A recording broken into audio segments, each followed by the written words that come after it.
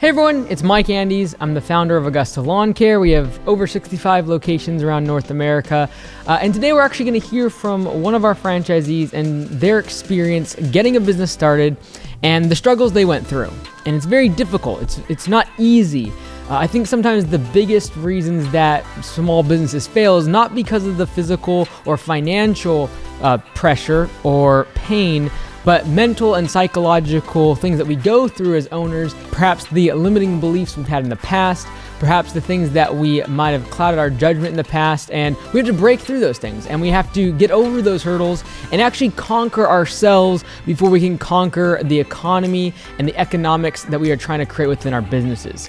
So I'm really pleased to announce or show you today Nick, who is one of our franchisees that started this year. This is his first year in business. He actually came to Augusta when he was 19 years old. He used to be a ski lift instructor and worked up at the ski lodge and was operating the chairlift. And he came to us, and I remember going out to lunch with him and thinking, hey, good worker, but I don't know if this is like. He didn't come across to me as like some great, business owner or someone that was going to be a manager down the road. Little did I know, a couple of years later, he'd become a franchisee, and our very first franchisee that was from what we call the 3F program at Augusta. It's called a Franchise Fee Forgiveness Program, where if they work for any location for 2 years out in the field, they're able to start their own location without any franchise fee. So early this year, Nick came for training and moved about an hour and a half south of us and has started his own location. So we hope to bring more of these episodes, as well as seeing other locations around North America, and also some of your locations that are not necessarily part of Augusta, but just so we can all learn and grow together in this industry.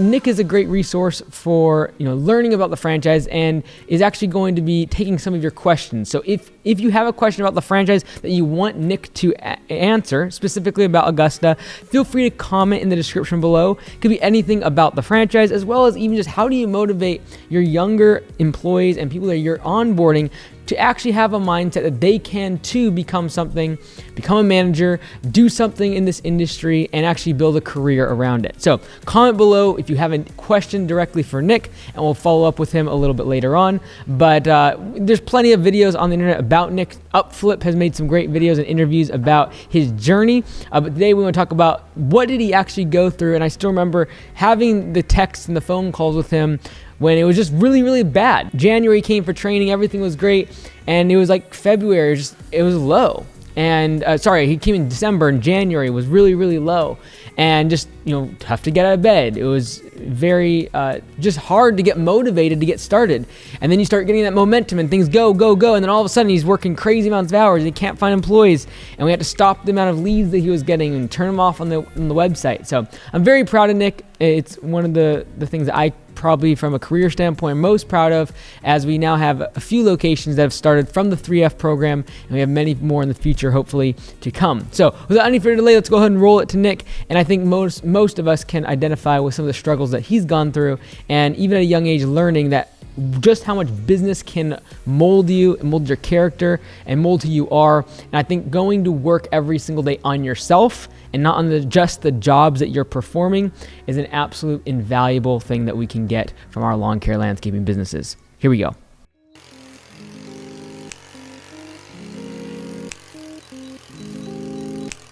I'd say the biggest issue that I had was finding employees.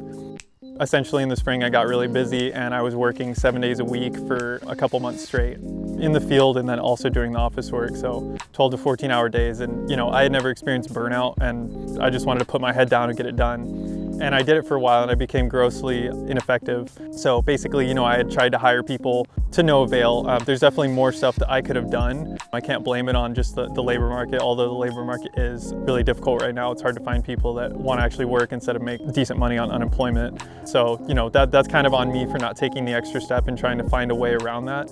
But we did have a month where I was booked out for the entire month on top of the regular mowing that I had, and I had hired someone. I really thought they were going to work out, and they no-showed twice in the first week. So that was kind of my biggest mistake, was not hedging against a risk and kind of putting all my chips in one pot. And then we had to cancel a month's worth of work as I'm trying to develop a name for my business here locally. It kind of took an emotional toll because at that point I hadn't learned the power of removing emotion from business. You know, initially you want to take it really personal. This kind of goes into removing emotion from the business. So, you know, once I had talked to this person, I'd established an emotional connection with that person. And I told them what my goal was to elevate them as a person. I felt like they bought into that and like we were off to the races. But, you know, they no-showed twice in the week, and I ended up having to let them go. And I felt pretty betrayed at first, and I took it personally.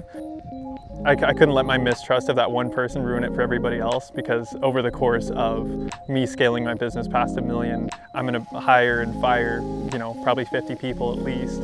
And I'm gonna have to be able to extend trust to people first and then let them decide what they're gonna do with it. And I can't just always be worried about, you know, someone doing the same thing. I guess that was a pretty valuable lesson.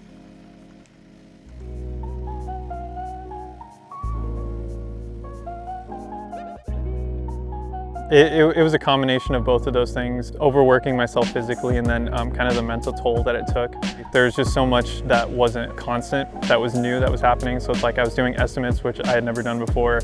The work was fine. It was actually therapeutic because I could just like put my head down and just kind of block everything out for a little bit and just like focus on getting the actual task in front of me done. And that was like a nice hit of like short-term gratification. But then in the spring, working like 10-hour days out in the field and then doing estimates and then doing office work. It was really long hours and really physically taxing on my body.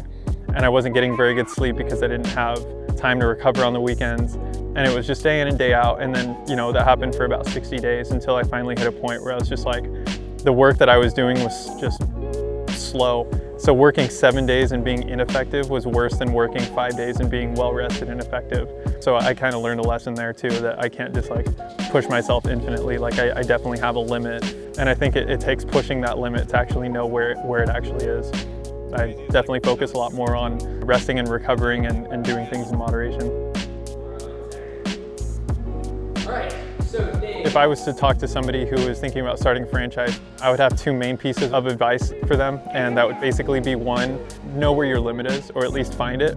And it took me pushing myself past my limit, you know, working over 60 days, 14-hour days, just being completely physically exhausted and just burnt out. And like it became hard to get out of bed. But I would say like once you hit that point, definitely know that one, you need help, and two, you just need to like take the foot off the gas a little bit. Give yourself a little extra time to recover. The second piece of advice that I would give is to not have a plan B, because in your lowest moment, when you've been out in the field for 10 hours and it's pouring down rain and you're running behind on mows and it's starting to get dark, you know, everything's going wrong.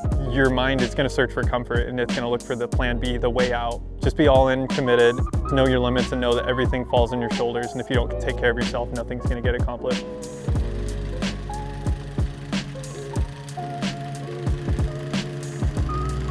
So the hardest part about living in the van for me, honestly, was the anticipation of starting my franchise and how long it was going to be until it happened. So basically, I had decided that I was going to start the franchise in January of 2020. It was just all of the days of going to work, getting completely soaked if it was in the winter, and then coming back to this little cold box where I couldn't like walk around and stretch, and just doing that day in and day out. You know, just that was kind of my life. It happened in like 5-day chunks, and then I would have the weekend to kind of take a breath, which was really nice. Yeah, it was just the anticipation, just going the entire year knowing that like I was just waiting for that year to pass by so that I could get to where I ultimately wanted to go. How it feels to be a franchise owner, honestly, it's very humbling, because if you would have talked to me 3 years ago, before I had even started at Augusta, my life was headed nowhere fast, which is fine for a lot of people. I think I was only 19 at the time, and you're not supposed to know where you're going. But I wasn't really on a path to discover it until I had actually started working with Augusta. I really haven't taken the time to sit there and like just think about everything in retrospect and look at how everything has evolved. It is pretty crazy, because I didn't think that I would ever be a business owner, nor did I think I was qualified for it. You know, before I learned anything about business, I didn't even think that you could own a business without a degree. You know, it's kind of a silly thought now. Still feel like I'm me. I'm just developing myself further. Hey everyone, I'd like to invite you to Landscape Summit. It's a conference I have in January. It's gonna be the 13th, 14th, and 15th of January, 2022. It's here locally, and I'm really looking forward to meeting other landscapers like yourself that wanna grow their business.